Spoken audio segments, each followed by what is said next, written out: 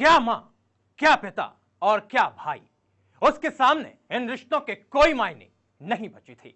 उसे चाहत थी जमीन के एक टुकड़े की। इसी चाहत में वो परिवार से बेगाना हो गया।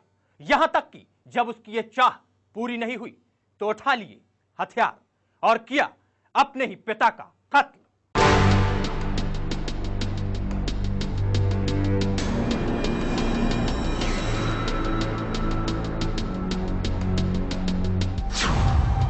जड़, जोरू और जमीन, तीनों ही झगड़े की जड़। एक और सपूत बना कपूत। जायदाद के लिए किया बाप का कत्ल। जमीन के एक छोटे से टुकड़े ने एक बेटे के दिमाग में लालच का फितूर भर दिया और अंजाम आपके सामने है। मुजफ्फरनगर के लपराना गांव में घटी कत्ल की एक सनसनीखेज वारदात और एक बेटा बन गया अपने ही बाप का कातिल। दरअसल लपराना गांव के रहने वाले वेदपाल अपने बड़े बेटे रणवीर और यशवीर के साथ रहते थे, लेकिन रणवीर के दिमाग में तो जमीन जायदाद पाने का भूत सवार था। इसी जुनून में उसने कर डाला एक खौफनाक फैसला।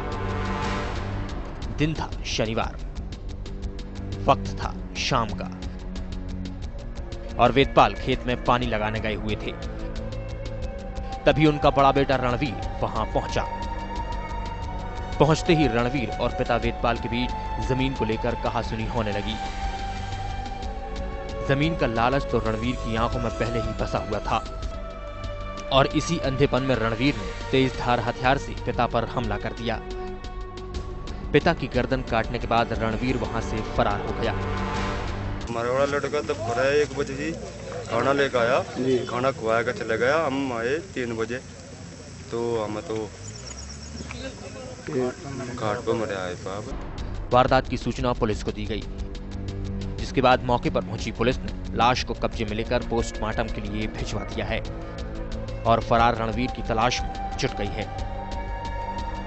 20 साल से ये लोग अलग अलग रहते हैं, लेकिन फिर भी 20 साल से बीच में विवाद चलता रहा, पंचायतें होती रही।